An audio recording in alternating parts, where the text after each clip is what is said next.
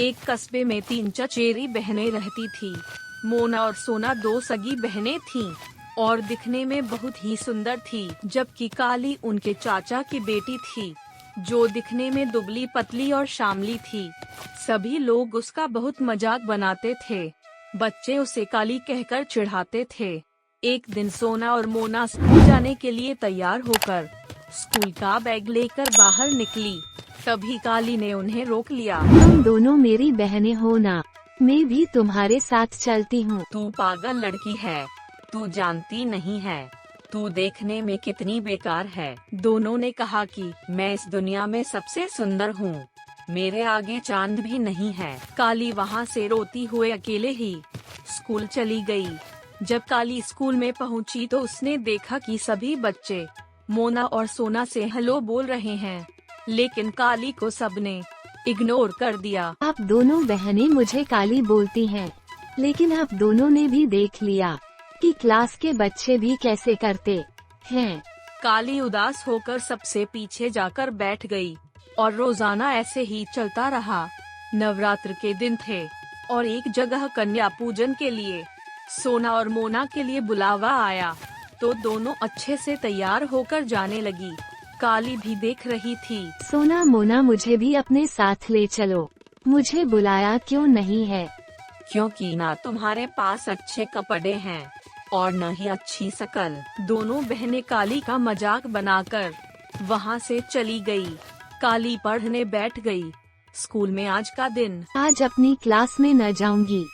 हाँ, मैं भी पास हो जाऊंगी, क्योंकि सुंदर बच्चों को तो मैडम भी ज्यादा मार्क्स देती है। काली भी वहीं खड़ी होकर ये सब सुन रही थी। और काली, तुझे नहीं आना। काली कुछ बोलती, लेकिन उससे पहले ही मोना बोल पड़ी। काली पास हो जाएगी, लेकिन अच्छे नंबर हम ही लाएंगे। एक बार फिर दोनों बहनों ने काली का मजाक बनाया और हंसने लगी। मैडम ने सभी बच्चों को असेंबली में बुलाए आकार और रिजल्ट की घोषणा की। मैडम ने सबसे पहले क्लास में फर्स्ट आए बच्चों का नाम लिया, लेकिन सोना मोना का उसमें नाम नहीं था। काली अपनी क्लास में और पूरे स्कूल में फर्स्ट थी। ये देखकर सबके होश उड़ गए। आज इस काली की वजह से हमारी बेइज्जती हुई है, इसको नहीं छोड़ेंगे। हाँ, इसका कुछ न कुछ तो करना ही होगा। बच्चों के रिजल्ट की खबर पूरे कस्बे में फैल गई और सभी लोग काली को बधाइयाँ देने लगे। यह देखकर सोना और मोना को बहुत जलन हुई और उन्होंने काली को सबक सिखाने का पूरा मन बना लिया। एक दिन सुबह सुबह काली अकेली ही अपने घर के पास खेल रही थी। तभी वहाँ सोना और मोना भी आ गई। काली, क्या तुम हमें अपनी दोस्त बनाओगी? काली, हमने तो तुम्हारा मजाक बनाया, उसके लिए हम माफी मांगते हैं। कोई बात नहीं, अब से हम तो ठीक है। आज हमारी दोस्ती की खुशी में हम कहीं घूमने चलते हैं, अच्छा खाना खाएंगे और खूब मजे करेंगे। हाँ, हम बहुत ही मजे लेंगे। हम हर रविवार को वहाँ जाते हैं। मैं मामी को बताकर आ रही हूँ। तू पागल है, अगर तू मम्मी को बताएगी तो तेरी मम्मी तुझे नहीं भेजेंगे, इसलिए हमें चुपचाप चलना होगा। काली दोनों के साथ चली गई। सोना और मोना काली को एक जंगल में ले गई। ये कौन सी जगह है? ये जंगल है और हम यहाँ मस्ती करने आए हैं। हम तीनों को बहुत मजा आएगा, चलो खेलते हैं। काली को आके ऊपर आंख बंद करके खड़ी होना और उसके बाद हम बताएंगे। काली वहाँ खड़ी हो गई और आंखें बंद कर ली। मोना और सोना ने एक दूसरे को इशारा किया और काली को कुएं में धक्का दे दिया। काली के चीखने की आवाज पूरे जंगल में गूंज गई। दोनों बहनें खुश होकर घर वापस चली गई।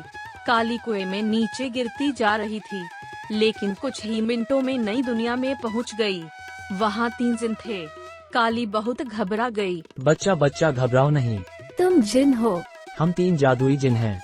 लेकिन किताब में तो मैंने सिर्फ एक ही पढ़ा है। हम जाबिर जिन है, तुम जो भी मांगना चाहो मांग सकती हो।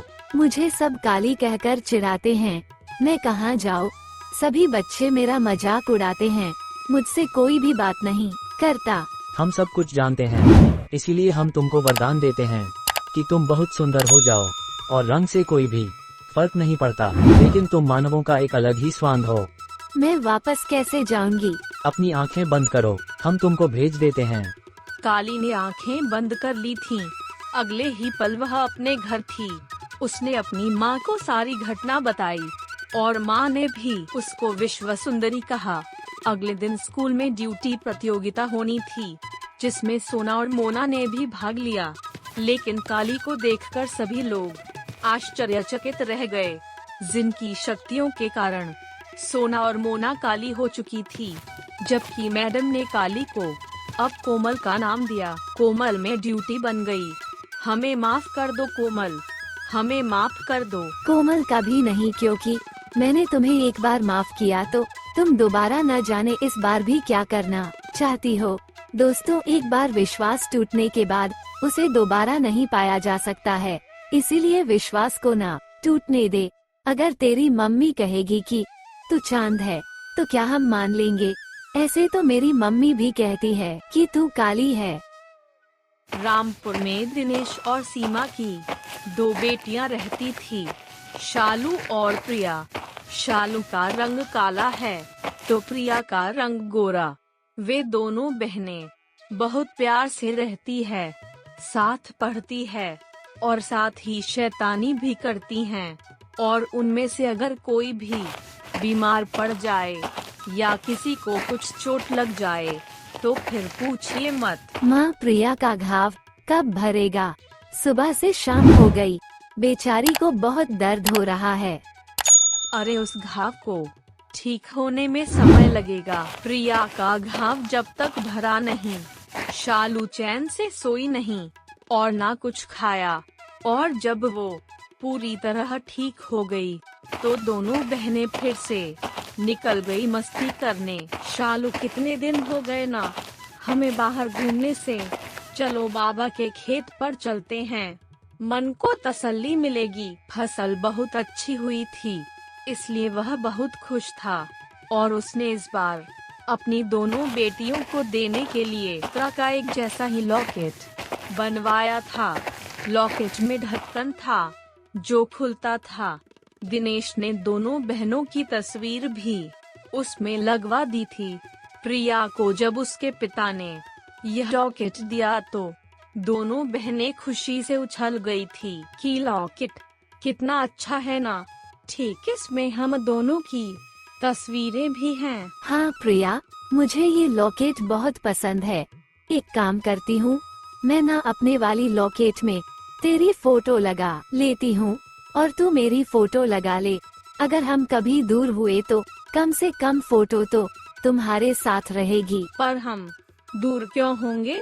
मुझे तो हमेशा तेरे साथ रहना है, तेरे बिना नहीं रहना। दिनेश रोजाना दोनों बहनों के प्यार को देखते देखते उसकी आंखें भर जाती थी कि दोनों बहनों के प्यार को किसी की नजर ना लगे, सीमा ये हमेशा साथ साथ रहे।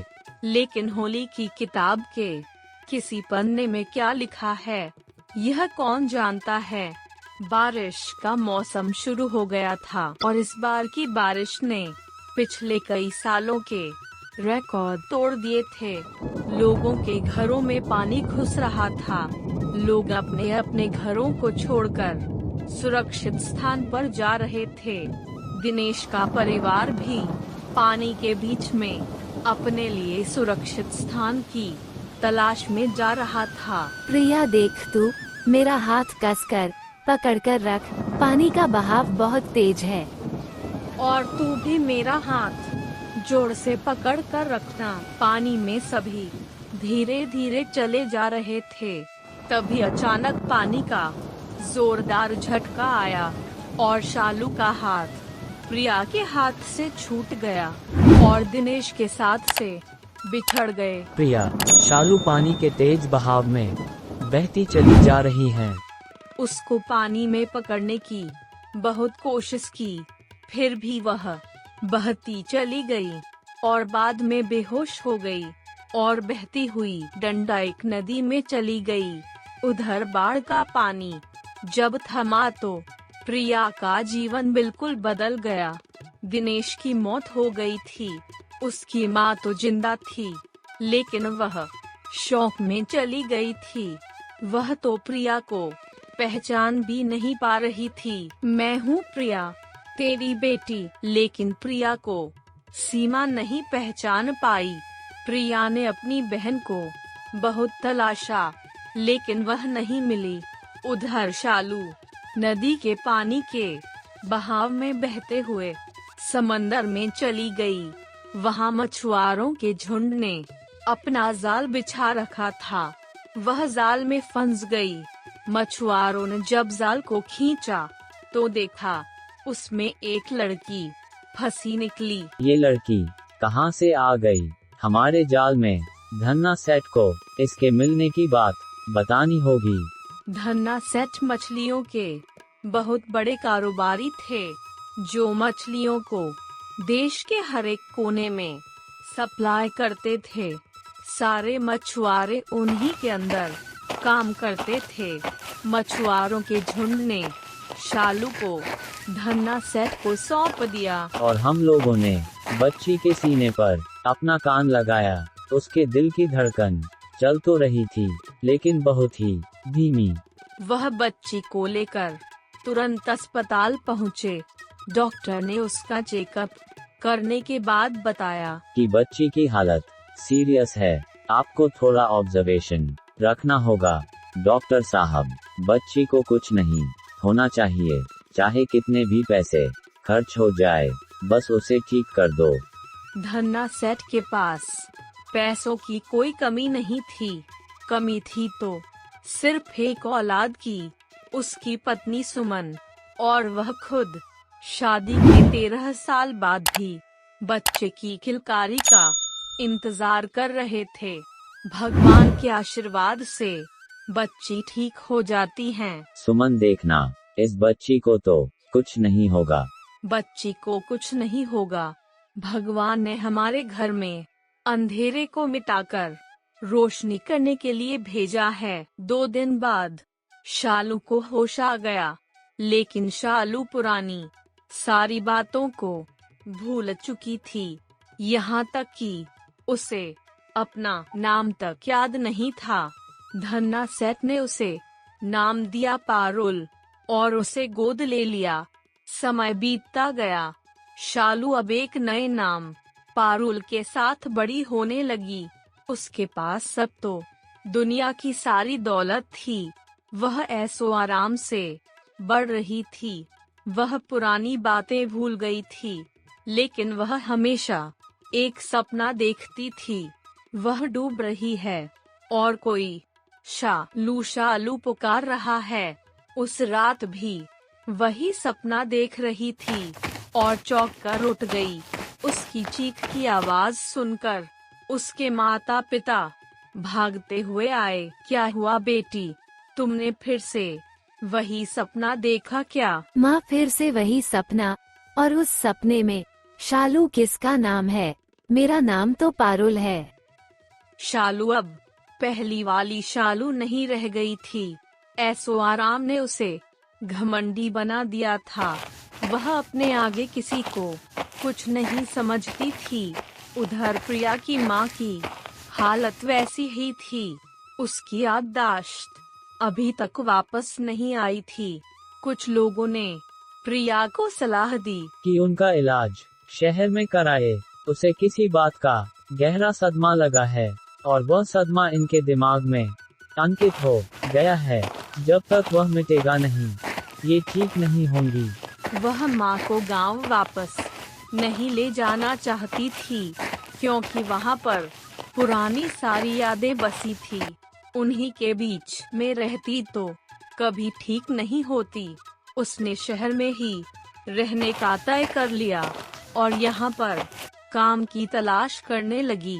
सहयोग से उसे शालू के यहाँ नौकरानी का काम तो मिल गया, लेकिन शालू प्रिया के काले रंग के कारण उसे बिल्कुल पसंद नहीं करती थी और हमेशा उसका मजाक उड़ाती रहती थी। ए काला जामुन, जरा इधर आ, मेरे सिर में दर्द हो रहा है, फटाफट तेल लगा दे।